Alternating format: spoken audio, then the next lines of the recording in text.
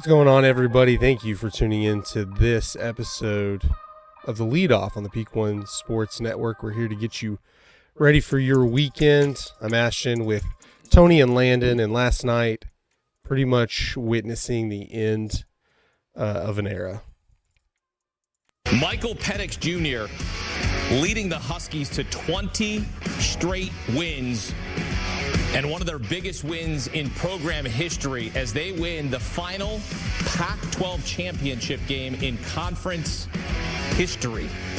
And it is Michael Penix and the Huskies on to the CFP. I know when I've talked about conference realignment in the past, obviously this year's a crazy year. I feel like every year since 2010, 2011, when there was the first conference realignment, that there's been teams moving. Yeah. And I kind of like the chaos, but I've never expected a conference just to go away. Back in 2011, I know they were talking about the Big 12 was going to go away after A&M left, Colorado, Nebraska left. And they were like, yeah, Texas and Texas Tech and Oklahoma are going to go to the Pac-12 and everyone else is going to go to the SEC. But that didn't pan out. And I really don't know if I expected the Pac-12 to go away until like last night. It kind of hit me like the Pac-12's done. That's it. Yeah. There's teams still playing representing the Pac-12. Yeah, but it's over. You have Oregon and Washington going to the Big Ten along with USC and UCLA. Which is an odd, yeah. Even more odd than Cal and Stanford going to the Atlantic Coast the Conference. Geographical conferences. Yeah. Even Texas now and is Oklahoma going to the SEC? SEC. A&M being in the SEC, to me, that's odd. I feel like it works, though. They that's overlap. It's a far stretch for the East, though. The Big Ten has always been like the Midwest, and they've kind of reached out to like the Mid-Atlantic, which is fine. The Big 12 and SEC kind of always, because they were a little bit Midwest. You had Arkansas in the Southwest Conference. The Big 12 to me was always more like the Southwest, but you had Kansas, Kansas State, Nebraska, Iowa State, Nebraska for a while, Iowa State, and it kind of interlooped. But of course, the Pac-12 and the ACC, those are by name, they're kind of geographically separated. Yeah, I wish they would keep it more geographically aligned. Yeah. And then you just have more cross-conference matchups. Yeah. Well, now that the Pac-12 is going away, which is kind of weird because all of the teams have already been earmarked for another conference. I expected there'll be a couple of teams left. They'll merge with the WAC or the Mountain West or something. They'll bring in some lower tier teams and keep the Pac around. And maybe that comes up. We're like, hey, we're just going to rebrand and we're going to. But it's like the commissioner was handing out the trophy and he's like, I don't have a job right now. Like, this is it. I'm done. Just because they were. I can't imagine a few months ago when he was arguing and, they were negotiating TV rights deals that he thought, like, man, they're not everybody's going to leave. We might lose a couple of teams, but. Is it due to the fact that the Pac conference didn't do a good job of keeping these around and they did turn a blind eye to what was happening underneath their nose and they didn't realize it? Or were they like screw it, you want to leave, then leave? Yeah. All kind of calling their bluff. Or are them being naive about it? There's a lot that goes into it, but really the schools are mad that they're not getting a bigger cut. Or I guess they're not. The TV deal contract with the Pac-12 and whoever, the networks, wasn't big enough where they were getting a cut. And with USC and UCLA leaving, maybe that was the first threat. That was a while. And even though they announced it, that doesn't mean anything. And maybe the Pac-12 thought, someone's going to stop this, whether it be the other Pac-12 teams, because it's a big hit. I think he figured the other Pac-12 teams would stop this from happening before the other Pac-12 teams decided, screw it, we're out too. Because UCLA, they're let's say a big draw, but they're a big time college football program. That's a big loss. Not as much as USC, but when you lose UCLA on top of USC, that's big. Because if you rank the prestiges of the prestige of the schools in the Pac-12, UCLA is right up there. And I know Washington and Oregon have had more success recently, and Oregon, money wise is probably worth a lot more because they're dealing with Nike and things like that, and everyone loves Oregon and wearing Oregon stuff. But I think UCLA was up there, just in terms of that prestige. So that's a big loss. And then you have the LA market, of course. UCLA is, and that's what TV markets are about, the market. And you're losing two teams.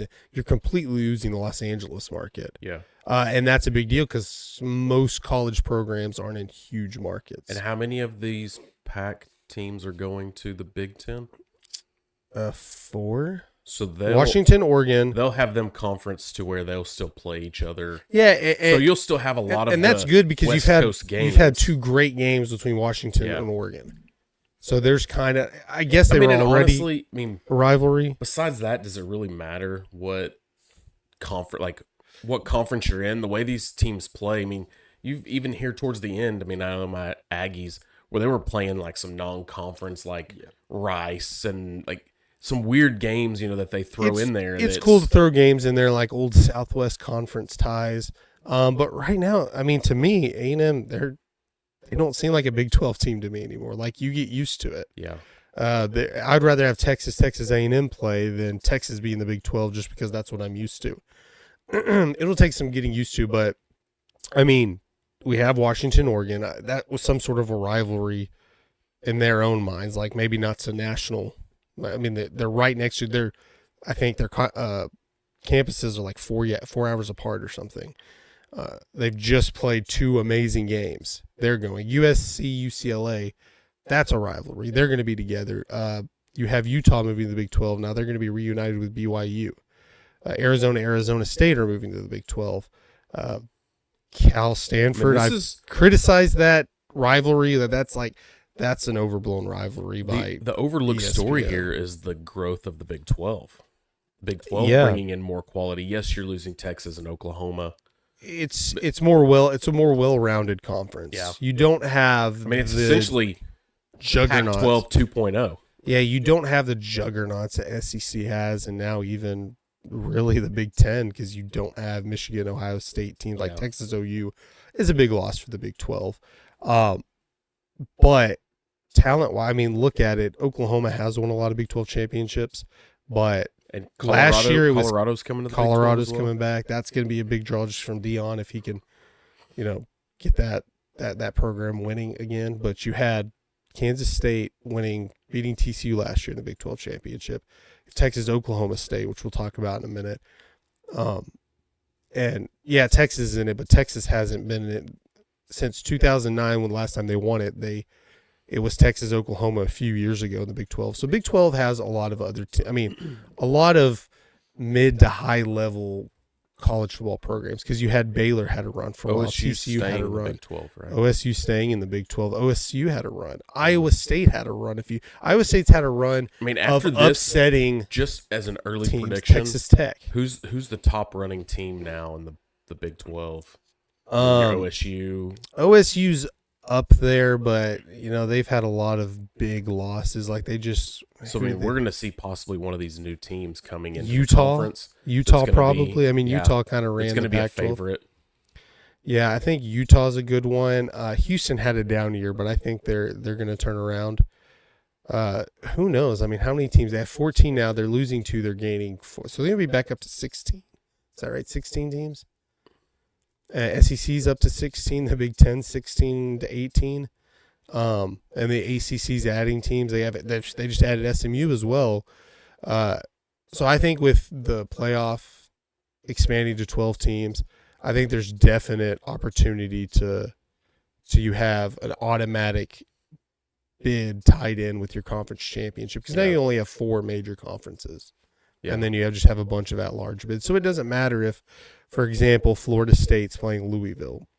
So next year in that scenario, I think Louisville should, in the ACC championship game, I think Louisville should get to go to a 12-game playoff. Why not? They beat them. The same with Iowa and Michigan. Have representatives from the major conferences. Yeah, if Iowa was somehow able to upset Michigan, Iowa gets to go, Mm-hmm.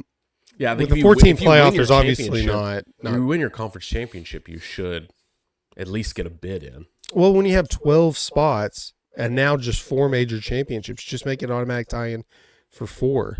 They're kind of maxed out. It would be hard to add more than 18 teams just because you're talking about you want those non-conference games early in the year. You don't want your entire schedule filled up with conference games. And the whole point of the conferences is that you're a true champion because you beat everybody in your division, which kind of went away. Having split divisions in the conferences. Yeah. So you can still do split divisions, and maybe I've seen them where they do super conferences and there's like 4 divisions per conference, which I'm not a big fan of. But if you had like 20 teams and you did like 5, but you could end up in a situation there that you have a very high ranked team that just falls up short in 3rd in their division, but it's also 1, 2, 3 in Division 1 of SEC. But it's also 1, 2, 3 in the SEC. Like one division could be a lot stronger than the other division. So then how do you decide that? You have that now. I mean, how many SEC championship games have just been fought with Alabama plus whoever who has no chance of doing anything? They just happen to. Yeah. But now you have. It's really hard to imagine 2 SEC teams being left out. I mean, Alabama would have to lose. But if Alabama beats Georgia, you're not moving Georgia out of there, right? Depending on how they beat them. I mean, there's 6, and possibly 7 teams that could be. I don't know how you could be the number 1 team, play with such dominance that Georgia has, and just happen to match up against the other, Goliath in the SEC. Yeah, you've never had. You've never had in the 14 playoff era a team that was number 1 all year lose a conference championship and get knocked out of the playoff. Because that's always happened in the SEC and the SEC. But again, other conference in the NCAA, because the way it's not a mathematical equation, it's human judgment. Yeah, because you're talking when you lose is what matters. People don't care that Alabama lost early in the season to Texas anymore. Mm-hmm. They're looking about now, and it's like, well, look who they're rolling now. Yeah, they're playing because you're talking about, okay, well, if Alabama beats Georgia, Georgia's probably not going to fall out because they're playing where they ranked 8th. Alabama would almost have to be, and they just beat the number 1 team, right? So you have that. Then okay, Michigan's going to be in unless they lose. Florida State's will be out if they lose. They'll probably be in if they win. You just had Washington win last night. They're obviously going to be in. And then you have Texas trying to get in, which they really need Florida State to lose and then Alabama to lose, just so there's not chaos. I know the argument that Texas beat Alabama, but it just makes it an easier path for Texas if Alabama's just out of the way. Yeah. And then you have Ohio State, which not a lot of people are talking about, but they're ranked ahead of Texas and Alabama, but they're not playing in a conference championship. So in a scenario that Alabama loses, Florida State loses, Texas loses, then you have maybe Ohio State jumping back in there, or possibly, I don't know, even Oregon. After a close loss, you put Ohio State over Oregon. In lots of times when Texas is not involved because I'm a fan of Texas, I like the chaos. But it's like I want these dominoes to drop just so Texas What happens to the point in the rankings, though, where you lose to a top 10 team, it doesn't really change your ranking. Just because you lose to them doesn't mean you're going to fall. Yeah. If you lose to a lower ranked team, I understand, hey, you know what? You don't deserve to not lose position. But if you lose to a top 10 team, I mean, the NCAA, a top 10 team, any top 10 matchup, you can knock each other off, right? I mean, you could play a 3-game series and maybe that would decide better than a 1 game. It's just who's on and who's off for that. And you'll get that this time of year because obviously if you're up for a conference championship and you're 4 or 5 major conferences as of now, you're ranked high enough to be in talk of making the playoff, and most of the time your opponent will be probably ranked pretty high. I mean, you have the Big Ten where Ohio State, Michigan, they're in the same division, so it's Michigan, Iowa. And you would be, and like back when the Big 12 had 10 teams, it didn't matter. If that was the case, really, with the Big 10, even though they called the Big 10 with, I think they have 14 teams right now, or 12, but it would just be, hey, a rematch, Michigan, Ohio State, as like Texas OU got to play in the Big 12 championship game, and they were going to play if Oklahoma State would have lost. it would be Texas, OU again. That's your point, the problem with having divisions. But if you don't have divisions, it's hard to rank these teams if they're not playing everybody, because you can schedule whatever you want and make sure. But when you have the team that's probably a low, let's just throw out there like, it's hard to say, Kansas State, or say Iowa State, because Kansas State was just in the Big 12 championship. But like Iowa State, if you had 14 teams, 16 teams next year without divisions, and you're just picking, and you're like, well, Iowa State's is Iowa State, but they go on a run and they do beat a couple of ranked teams, but they don't play Utah. Let's just say they don't play Utah, and Utah goes undefeated in the Big 12, and Oklahoma State goes undefeated in the Big 12, but they had an easier schedule. Like, that's where the division, because in divisions, everybody plays everybody. You earn your right. When the Big 12 was down to 10, everybody played everyone.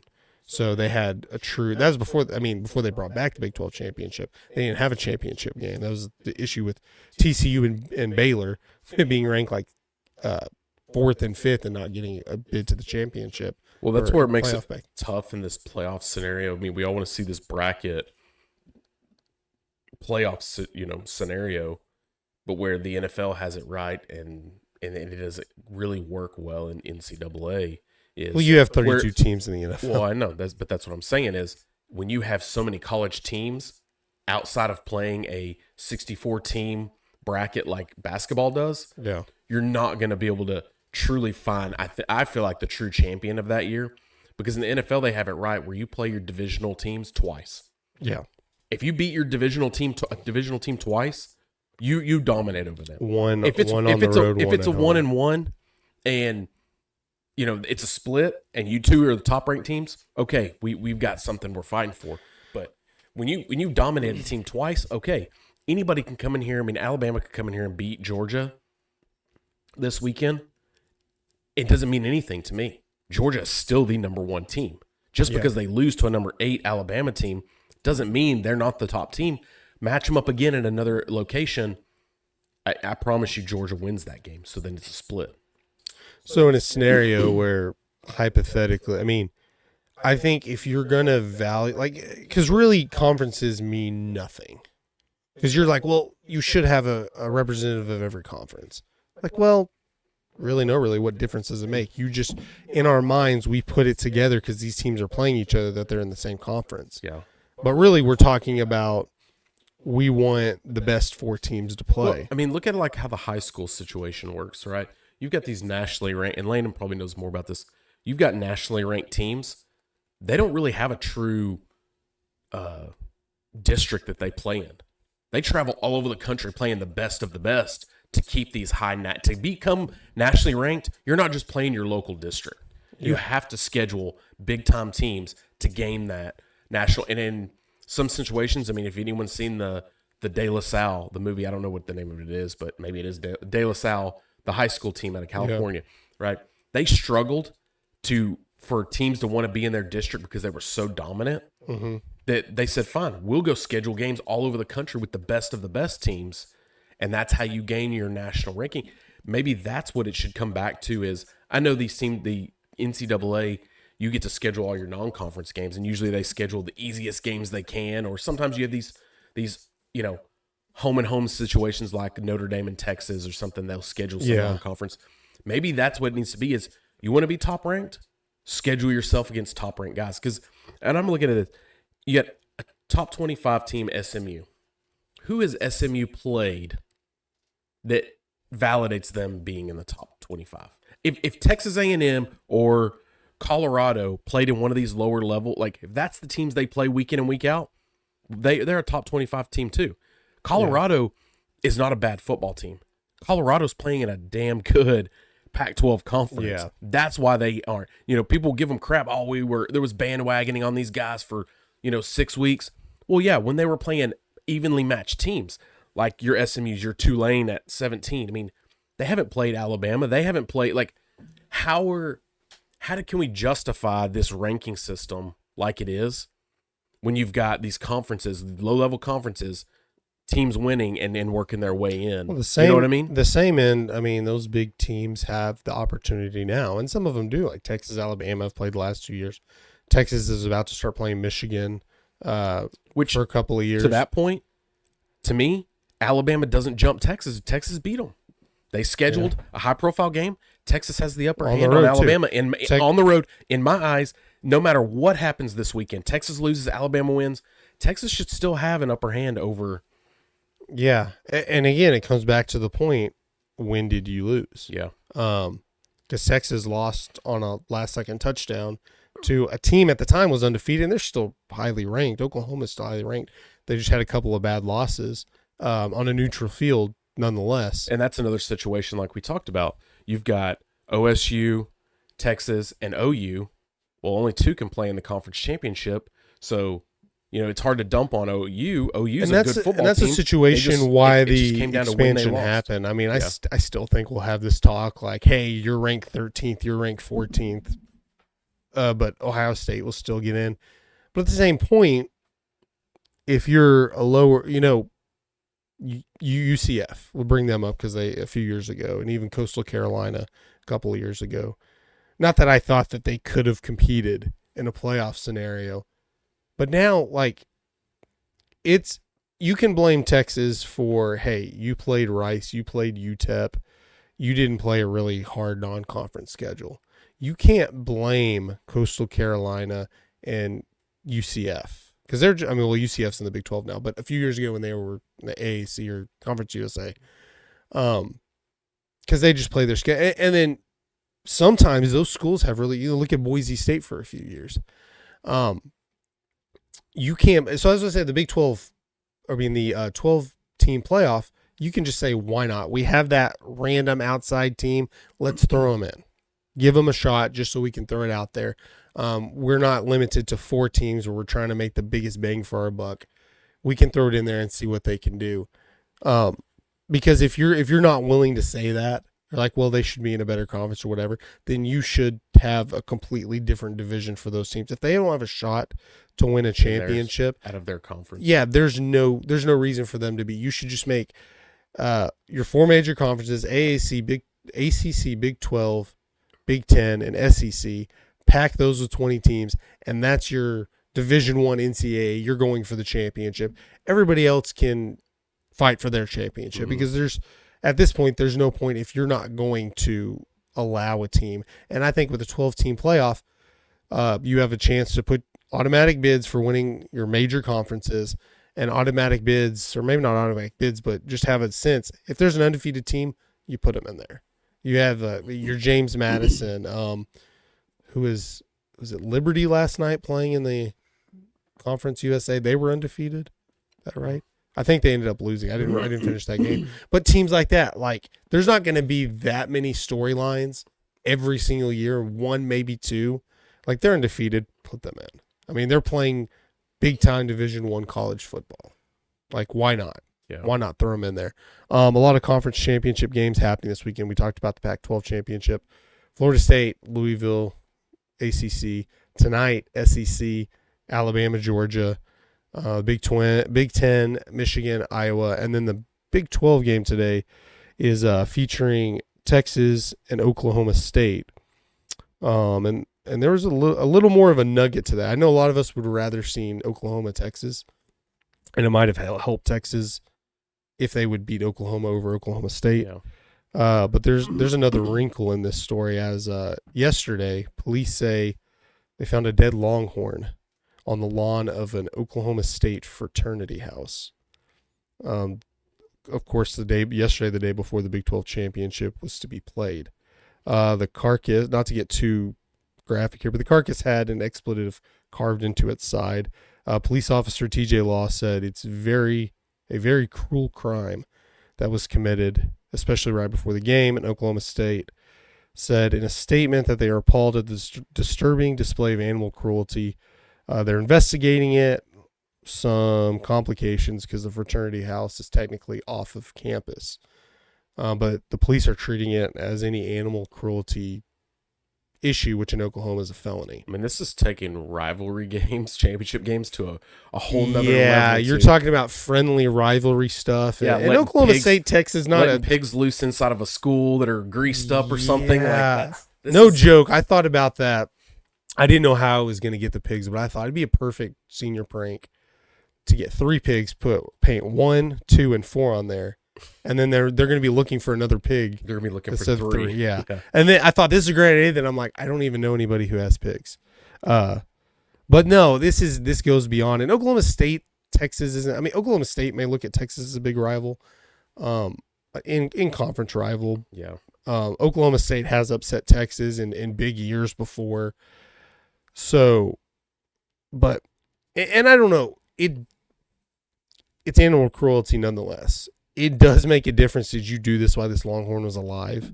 Did you go find a dead longhorn? Somehow, I don't even know how you do that, but it does slightly make a difference if you didn't just go out and kill a longhorn. You found a longhorn. But longhorns are pretty big. I don't know how you get a dead longhorn on your lawn. 1,200 pound or something, animal. I've had a conversation because my wife's grandfather has land with cows and stuff, and that eventually we may, not us, but as a family will take care of. And I'm like thinking, even growing up in a small town, what do you do when a cow dies? And some people have said, well, the wolves will take care of it or whatever. There's people you can call to do it. Because I'm like, you're not going and taking care of that because it's so heavy. So in this case, I don't know. I'm sure a lot will come out. Circle of life. Yeah, circle of life. I'm sure more will come out of this. But you have to imagine, I mean, getting a live longhorn's not that easy. Like transporting it to. No. This is a weird situation. I don't think there's a something that could come out where you're like, oh, okay, that makes sense. This is just, even if they're like, hey, we just found the dead longhorn. We just carved in. I don't know what the expletive was, but and it's kind of weird that they found the dead longhorn. Somebody knows something. There was a huge party if they had a longhorn there. I can imagine it probably started with an F and ended with Texas. Yeah, probably. It didn't say horns down. It's not their thing, so yeah, it's an OU thing. Yeah, and I just imagine there's a big fraternity party. The send away, not to get too lighthearted on it, but is this the send away, the goodbye Texas, to the SEC kind of thing, like thanks for leaving us, the Big 12. Tech tried to do that too. Didn't He got like 98 put on him. So. Yeah, that didn't work out either. See how that one worked. See, if this was like a Texas Oklahoma, I'm not saying it's okay at all in any sense, but it makes sense. I guess you can put the passion in there, like Yankees, Red Sox, Duke, North Carolina. You can see like things get out of hand. Yeah, like people are passionate about it. Oklahoma State just had a party with a longhorn killing it, and then. I mean, do you expect anything else from OSU when your head coach, representative of your school, has a mullet and it's just like it wasn't that surprising to me when I saw this story. So, which it sounds terrible, but it is Oklahoma. So yeah. Look, if Texas comes out and I don't think this affects Texas fans. They might make fun of it. I don't think I don't think I don't think I'm not enraged. Like, how could they do? Like, if it was Oklahoma, Texas, I don't think I'd be outraged, but I think I'd feel like I could say that just to stir things up. But Oklahoma, is that the problem now that this fraternity's done is stirred it up, and now OSU as a football team has to go try to back that up? Does this give Texas just that little bit? Because I think if Texas comes out and plays like they did against Tech, just not talent for talent, it was not a close game, but they were so locked in. Like, they usually come back no matter the level of team in the second half, and they're down. They didn't stop. They put pedal to the metal. They all gas all game. That was it. So, if they come out and do that, this game's not even close.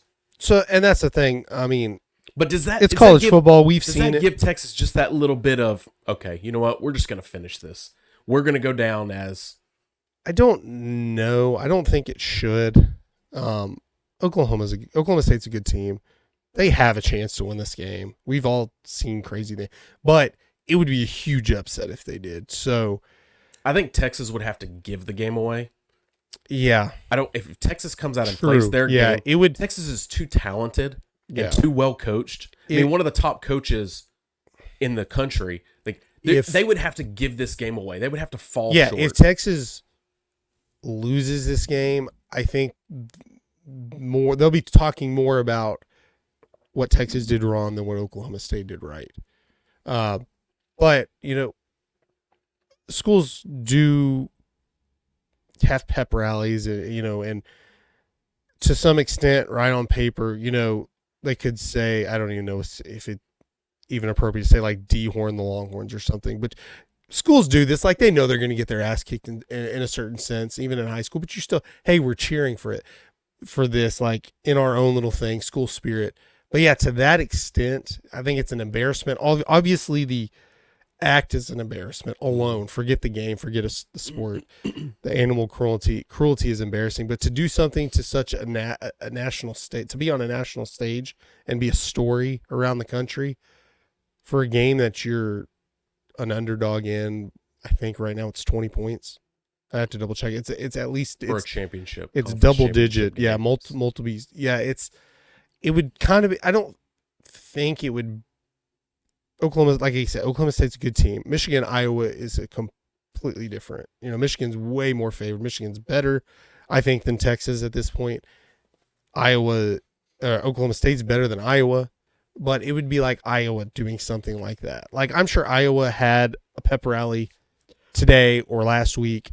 Let's beat Michigan. Let's do this. And you kind of understand. It's possible, but it's probably not going to happen. I think it's a pretty ballsy move. But again, I don't think this has anything to do with the Oklahoma State players, the team. It might, but it was just an off-campus fraternity. So Oklahoma State, as a whole, you've never seen things like this happen. I'm not saying news when ESPN, it's embarrassing for the school, but it's not like, man, Oklahoma State fans are trash or anything like that. I don't put that on the whole group as an organization. I bet you there's Oklahoma State fans saying, really, did you have to give them a reason to get pumped up even more? And I'm sure there'll be a reason for us to be in the news. Yeah. On a national level. Yeah. The teams like, we have our hands full as it is. I'm sure there will be signs or something referring to this at the game. I don't think any Texas fans are mad in a sense. Like, obviously it's a stupid thing. It's a cruel thing to do, but overall, I don't think it ramps them up. More like maybe makes it more of a circus atmosphere. Like, really, guys, overall, Texas fans are some of the classier fans in the country. Texas fans? Yeah. I'm a Texas fan. I don't know. Much more. I'm a very classy Texas fan. Much more compared to than an OU or OSU. Yeah, I agree with that. That you're an A&M fan saying that. That's. I mean, we're classy as well. So. I run this show. I think he's just kind of buttering me up so I don't make his square smaller. You cheer for the state, right? No, we cheer for the Colt in our household. So. Oh yeah. But I'm more like that. Like it might change because Texas is going to Texas A&M. I don't look at Texas A&M as a big rival anymore. Just the same. TCU used to not be a big rival to me before they were back in the Big 12. So like Texas A&M, I pretty much cheer for, unless they're playing Texas, and it'll probably go back with I want TCU to be very successful, and then I look at Texas A&M. I don't want them to win. No, I mean normally it's like, how does it affect Texas more than anything? I don't want to see someone lose just to lose. It's like except Oklahoma. I agree with that. Pretty much all of Texas was a TCU fan at one point last year during the college playoffs. Yeah, you just wanted to see them win. Yeah, I mean, once they got blown out, I don't think any Texas fan was really rubbing it in. If you were, you're just salty because I don't like you said, Oklahoma's kind of that, like, I don't care. I kind of cheered for Oklahoma to win this year just because it would make that loss to Texas loss look a little better, the better they were. So it's obviously hurt them because they've lost a couple of games. But anyways, we got a lot to talk about today. We see that that's an early game, the Big 12 championship. Like this video, subscribe. If you like us, hit the like button. If you don't, hit it twice. Subscribe to our YouTube page. A couple sponsors before we really get too deep into this. Betalytics. Don't bet with your gut. Use Betalytics. They use AI machines to predict different algorithms, player props. Use promo code PEAK1 to get 25% off when you sign up. And Shank It Golf. Man, golf is fun. You should dress like it. Go to Shanky Golf. They have a bunch of different apparel options. Crazy hats like the one I'm wearing now. Shirts, polos, quarter zips. Use promo code PEAK1 for 15% off of your order today. Now, big in the news earlier this week.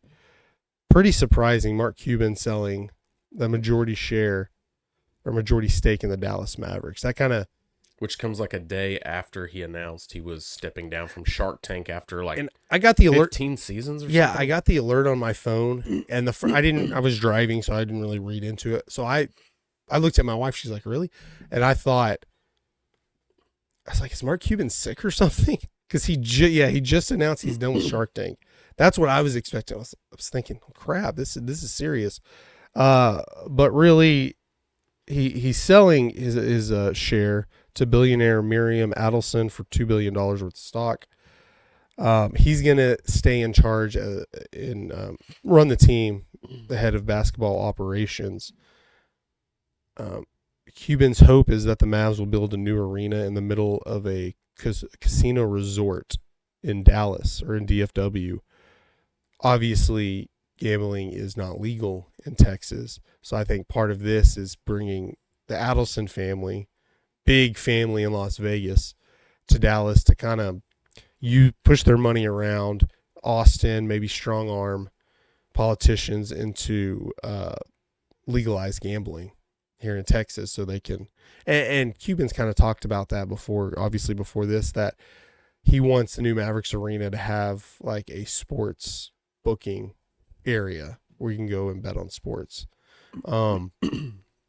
This is I think is a strategic move because Adelson, because Mark Cuban's side of political aisle, not to get too political, doesn't really jive up with Texas's side of the political aisle. Adelson's does. So I think putting Adelson in this position where Miriam Adelson in particular, but the whole family as a whole, can get things done in Texas. What are y'all thoughts on it?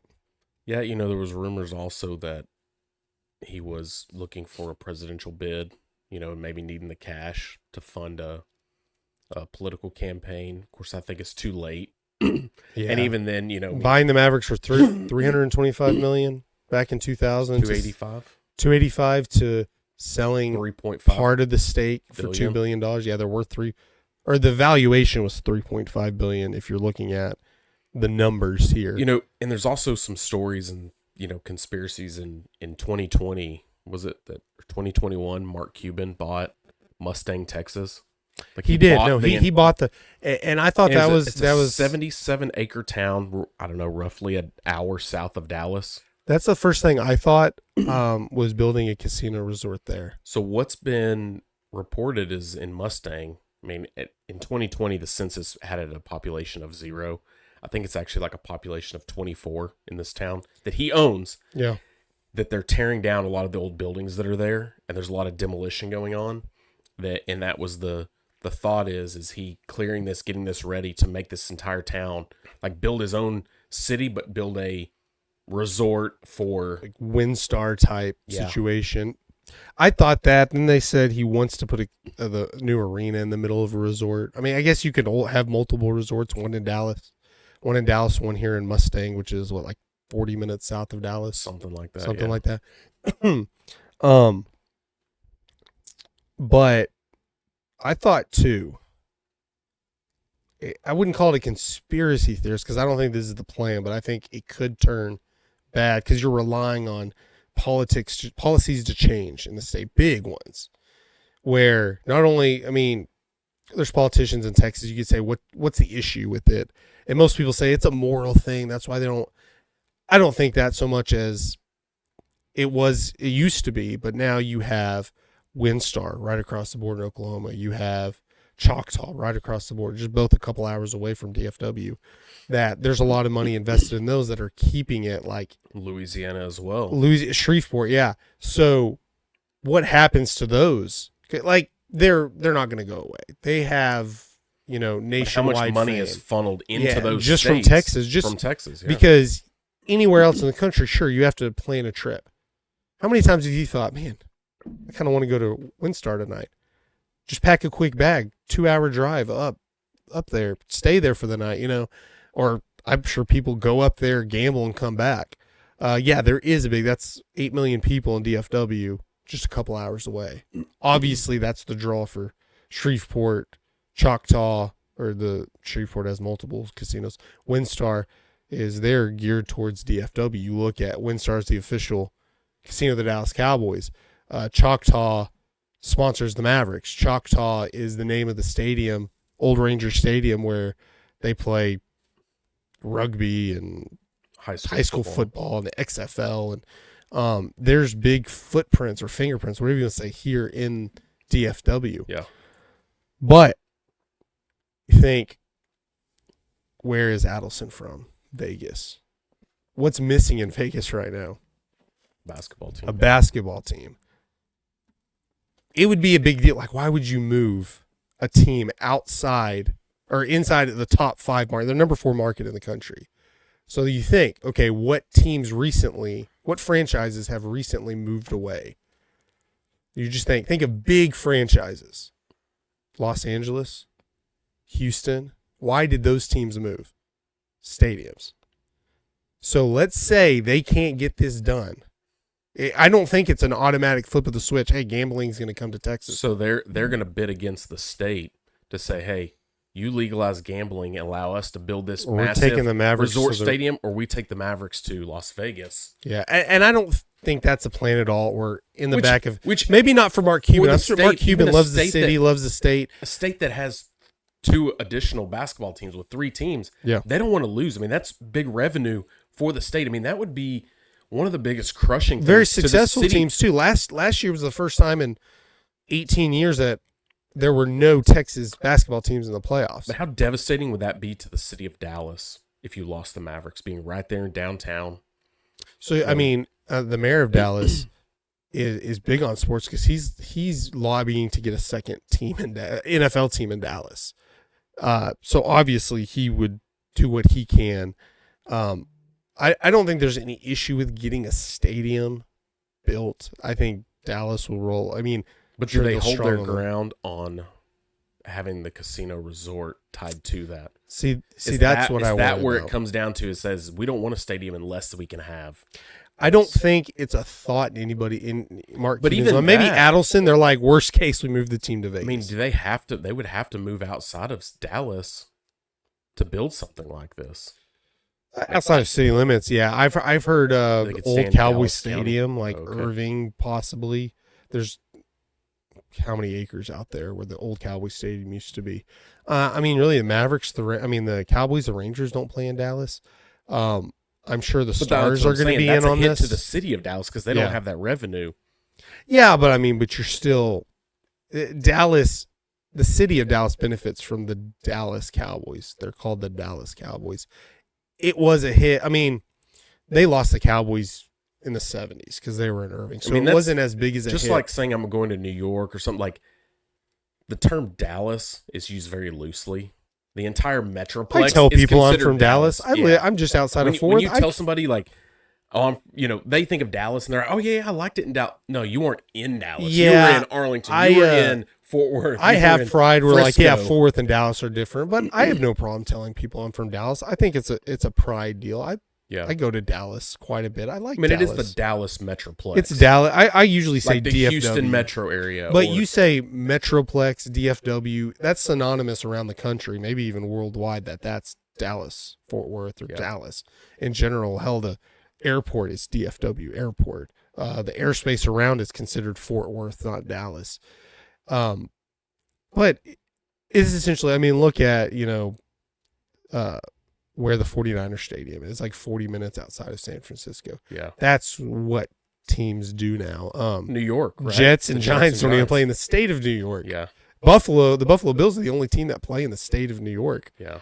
But again, it's right across the river. It's like 10-minute, should be a 10-minute drive depending on traffic, but it's depending on which we go. If we go to Dallas, we might go a different way than if we went to Arlington. You can go a different way, but we're all within an hour of that.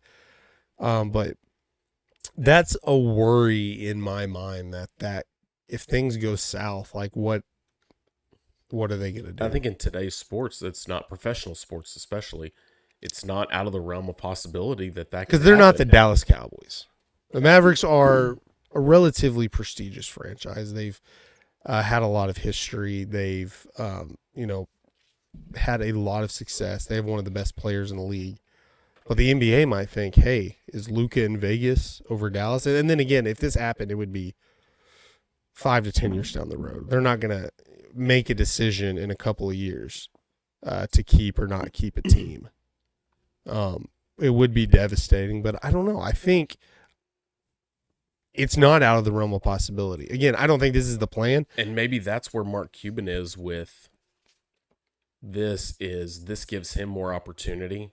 Like, of course, he's going to stay and he's going to continue basketball operations in the organization. But this gives him the opportunity to start lobbying and really pushing to get this. And then he maybe is the front runner in leading this resort stadium. He owns that, and they get the team. Yeah. He owns everything else, and that team plays. Because you're looking, because Adelson's complex. Obviously Miriam Adelson. She's in her 70s, but it's like a family deal. Was it her daughter is on Shark Tank in Israel? Israel Shark Tank. It's somebody, her daughter or niece or someone, which is another tie-in. But Mark Cuban's 65. So you assume get legislation change, you get a stadium in mind planned, even NBA arenas, it's going to take 3 years once you break ground. I think it will take 2 to 3 years now. All that playing, you're talking about 7 years down the road, something like that. He'll be in his 70s. So at that point, it's like, I'm good. I'm not going to run a team anymore. He just facilitates this transition and gets into casino building. Because I remember a couple of years ago, they were talking about New Arena having the sports booking deal in there.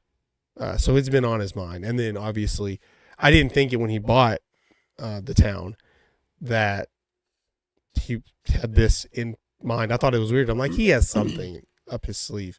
But when this came out, that's what I thought part of testing this out. I mean, it would be no reason. I mean, he could build a resort here and have it facilitated and ready for the gambling aspect, just not build that portion. I mean, he could. That Adelson's might own multiple, but I mean, might own multiple casino resorts in Vegas. So it's not weird that I have one in Dallas and I have one down in what's the name? Mustang. He should just go ahead and change the name of the city to Maverick or something like that, because that's what I almost said. That wouldn't be right. Yeah, that gets a little more deep into postal codes, and that another name of a town?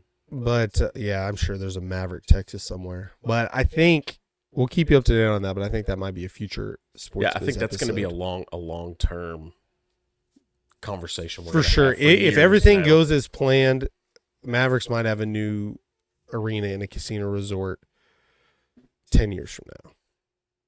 Because it would take years to build it. It takes years to get the legislation done, years to design it. Yeah. It's down the road. And in a situation where they possibly lose the team, which I think is very unlikely, but there's a possibility, because you look at why do teams move nowadays? They don't get stadiums. And this would be more of the resort situation. I'm sure Dallas would be happy to get them a stadium, a new arena.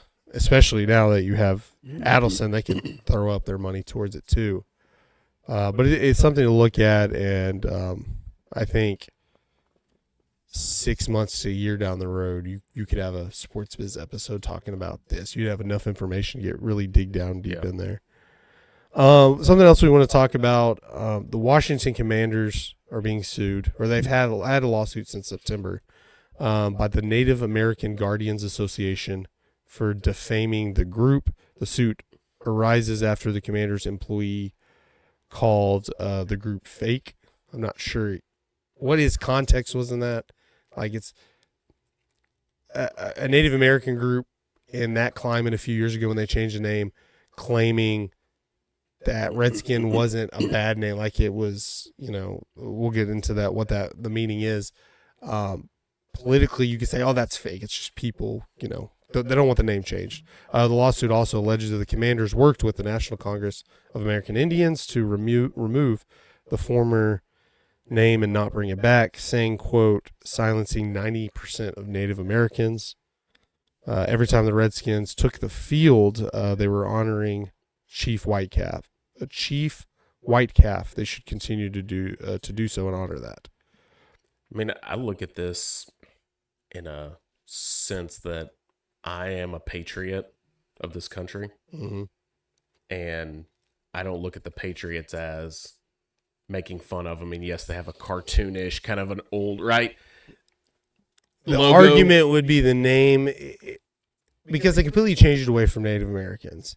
I get honoring Whitecalf. I think the argument would be the term Redskin that we kind of just grew up with. We haven't grown up around Native Americans. Not all. To know if A that group was to know, slang where term that wasn't we've never appropriate, like in our lifetime or I've never known anybody to use that term anything but talking about the team, which in sports we don't know how teams. I sometimes want to look outside of somebody who's a sports fan and wonder, like the Phillies, the Lakers, which I know the Los Angeles Lakers used to be the Great Lakes because they were in Minneapolis, but it's just like random names that we don't think anything of. Lakers is kind of a weird name. Like, it's the Lakers. you don't think about it because you know it, but if you really dig It's the into term. it, it's like, why? What is Like, a what is Laker? that? What is a Yankee? What is? You know what a Yankee is, but that's not a common team. It's not. But isn't the that Eagles, like a the slang Cowboys. term as well? Like, oh, you're a Yankee, from your like that. Couldn't that be derogatory? Like, It can be. I always think it's not a good practice to try. And not that Yankee has anything to do with white people, but I think it's not a good practice when I understand what you're saying. The term is like Texan for the same reason. That may be more of a pride thing anyways, the Houston Texans. But when you start getting the argument of assuming white people can be made fun of derogatory, not that they can't, but that's what you're saying. And again, outside of human history, I haven't lived that.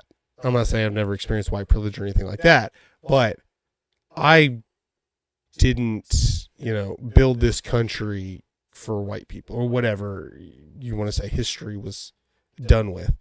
I absolutely think white people can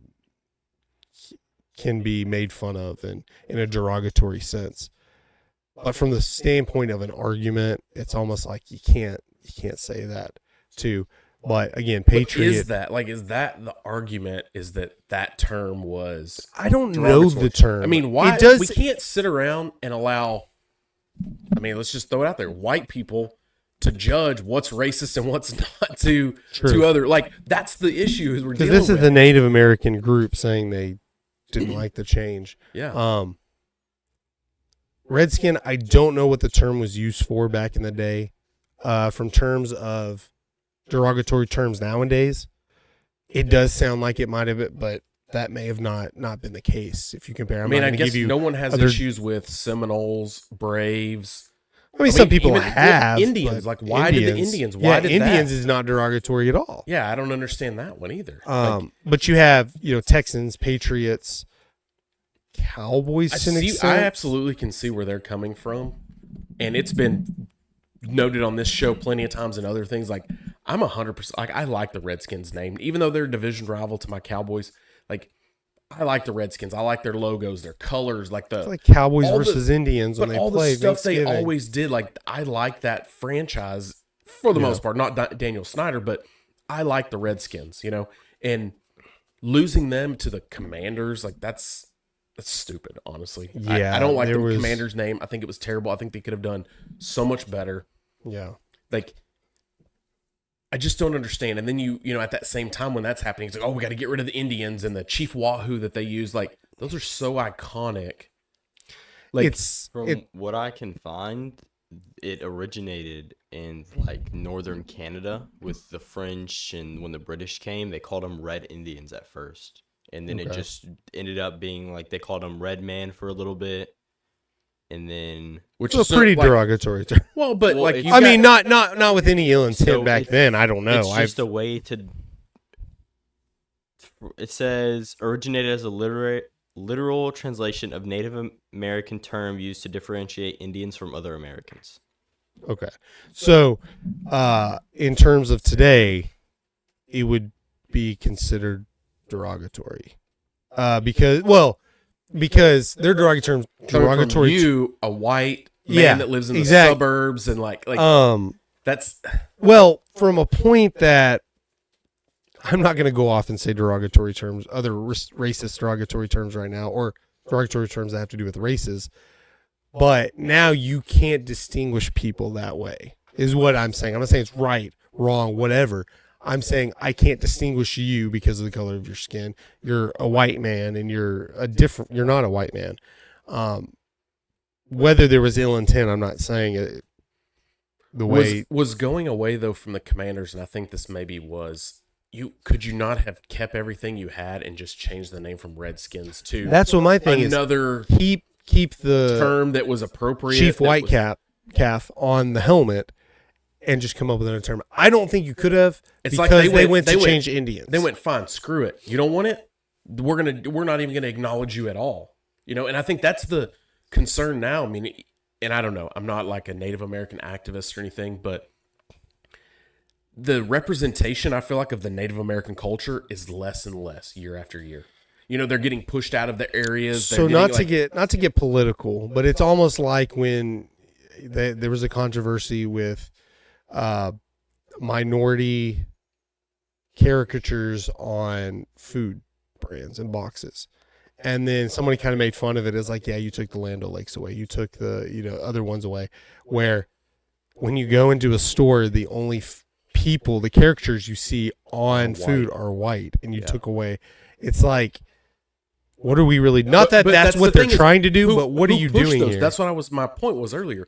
Who pushed these name changes, these things? Like, is it not the white? It is. You're right. No, it is the man. Like the white. Like you're letting a culture stir something up. You can find a group represented by that. When I have a female with short hair, colored nose rings, telling me that I'm racist or that you can't this for black people. Like, come on. Like, what do you know about what black people have gone through? What do you know what Native Americans have gone through? What do you know as a white female in this country? Like, you don't know what they've gone through. Why are you trying to be an activist for them? Yeah. You and I can fight it, but we can't be the activist for it to represent because we don't know. We aren't in that. I don't think in my life I've ever talked to a Native American. I don't know if I've ever met one. I mean, it's so how can you go and say? How can you go and say, well, that's racial? That you can't say these things about, like, you don't know. You don't. It's hard to have an opinion about something if you don't have firsthand knowledge. Not that you can't have an opinion, but to have such a big vocal opinion about this, but you don't have firsthand knowledge of it. Mm-hmm. You're right. Did the Native Americans in a majority have an issue with the name Redskin? Not according to the Native American Guardians Association, they said 90% of Native American voices were silenced in that situation. That's what I'm talking about. That's kind of interesting. I don't know because the Indians changed to the Guardians. I'm sure that had nothing to do with Native American terms, but Native American Guardians. But Guardians. So they kind of stayed in the same. So. With the Braves and the Seminoles. But again, Indians, I love that name. Like, I love the Indians. Like, I think you could change back and use the same logo. I mean, the with a different name, because the Chiefs are referring to Native Americans only because they didn't use the image of a Native American on there, and they weren't called the Redskins. I don't think that people are smart enough to realize what their logo is. I don't think people realize what it is. The same with the Indians as well, the Cleveland Indians.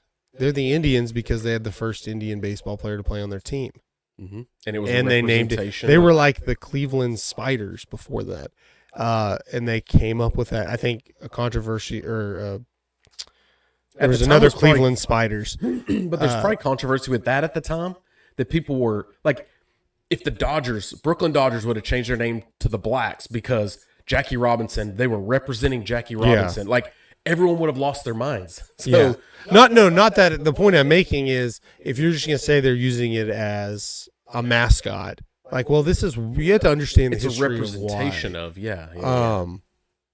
again, you can have all the best intentions of the world. Again, that doesn't make it right in the context of today, to any sense. Which sucks in today's day and age where we can't just separate. And I know this, when all this happened, when they going through the name change was around 2020 when,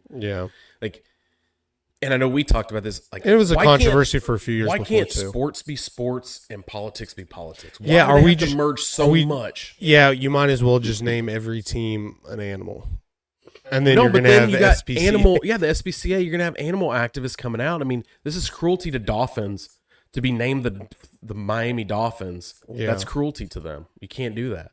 And it sounds crazy, and obviously you're being over facetious, but that could be a possibility in 10 or 20 years. You're right. It would have to come with some dolphin being human. Or let's go back to the Longhorns. He killed a Longhorn. Was somebody going to come out and say, well, if they weren't named the Longhorns, a Longhorn Nobody wouldn't would have done been. it. Yeah, his name was. That's all it does. And again, that doesn't mean anything's going to happen. They talked about they should change the name of the Texas Rangers because the law enforcement was pretty controversial. Some writer in Chicago. Yeah. They've talked about the Chiefs changing their name. The Braves, the it Seminoles. It makes big headlines when you do that. There's in this cancel culture that we're in. especially in politics, there's always a vocal minority where I think, not to get into too many issues or tell you what I believe or care about or anything, that in certain issues, when there's a vocal and you say, this is wrong, you're terrible if you feel this way, there are people that feel that way regardless. And when you're not on a podcast or a radio show or a writer, you're just a normal American with a normal job, whatever. You're not going to go out necessarily and try to fight that. I'm like, well, I don't want to be put in a magnifying glass and them think I'm a terrible person. Yeah. Because I think what they're saying is ridiculous. So that's when the vocal minority comes into play, where you have most people believing one way, but they're not going to come out. The majority's not going to come out and say, because it's ridiculous. You see what happens when you They don't want to to get attacked. Yeah. In the history, like if you in the history look like a hero, we think of figures like that, Martin Luther King Jr., but you don't think about, I mean, obviously he was assassinated, you think about that, but like, what did he go through, him and his family, for years and years and years? And you see people like, oh yeah, they fought, and then you don't really see how hard it was for them to fight. Most people, not for nothing, don't want to do that, and I couldn't, there are a lot of things I feel passionate about. That doesn't mean I'm going to go out and talk about them and say, this is ridiculous, and put magnifying glass on my family for people on social media to give us death threats and things like this, and then ruin this whole thing we have going here because we're just talking about sports. Before we run out of time and get canceled, we'll move to some baseball news. Shohei Ohtani has narrowed down his teams. A little bit surprising here that I think it was more of the Rangers backing out. Maybe the number was coming too high. But now it's down to 3 teams: the Cubs, the Dodgers, and the Blue Jays. Blue Jays I've been hearing the Blue Jays, but that's weird that they're still in on it, because Angels are still kind of there. They're in their bidding. I mean, they're kind of still like a mid-tier team. I mean, would he not want to go to a team that's like truly competing right now? Well, I think like the Dodgers. I think the Dodgers seems like a good fit. I think the Dodgers help. Because flying back to Japan, that's much closer. Keeps him on the West Coast. Cubs, I think too. You want to. I mean, the Cubs is a team that would make a big splash like that. They're a big team, and I know any team he plays for will probably get a lot of games broadcasted over in Japan. And even with the Rangers winning the World Series, it's still a pretty small market baseball team. Yeah. Again, we talked about the 4th biggest market in the country. Obviously, they have money. But baseball-wise, it's not. But when you're looking at they've spent money, they've won a World Series, and there's a big market in free agency this year. Like, this isn't their only option. I just don't think people come. I mean, this has been the argument here. You have better with the new stadium, but this wasn't a destination. You have, and I'm not even going to say it. I'm not even going to say after we almost probably got canceled for our past segment. The new Japanese pitcher coming. I'm not even going to pretend to try to say his name. I know his name. I just off the top of my head, I don't want to butcher it. And they have that option, which they're not favorites in that they have that. There's a lot of pitchers in the market. Not that Ohtani wouldn't be a pitcher for a couple of years. It's like, I think it's a wants and needs thing. Like, Mm-hmm. you really need pitching staff. Mm-hmm. You don't You- need you a could hitter. use- you could Ohtani use- would be amazing as a DH. Ohtani would fit great with this team in the But for sense the money that you're going to spend for you- a DH, you like, don't it's- Yeah. exactly. You don't have a player on this team that you have to put in DH because he's not a very good fielder. Yeah. Ohtani works. He could be a fourth outfielder, or maybe even fifth if you bring up Lang. I think he fits I very think well, that's but the for the exact point. price, I think that's the point. You spend that price for a guy that's in a a future rotation of pitcher, 5, a future And maybe probably slightly above average pitcher, and maybe if he doesn't pitches come back again. to pitch. Like we Yeah. don't know how he's going to work. And maybe that was part of it. He says, in these meetings, I don't know, because they're being a lot more. They're giving a lot more information in these meetings than everybody else is. I mean, hearing. if the Rangers want to continue to be a contender, they're going to have to go and contend in free agency. I don't think Ohtani, like you said, it'd be a great fit here. We need pitching. The Rangers need pitching It's right now. Would you rather eat really great in possibly eat really great in 3 to 4 years, or eat pretty good 8 times right now? I think it's one of those situations where you could go get 2 Cy Youngs and 3 guys who are on pace to win a Cy Young for what you're going to pay for somebody who might never pitch again. He's adding to something they already have. Mhm. Is pitchers they're already waiting on to come back with DeGrom.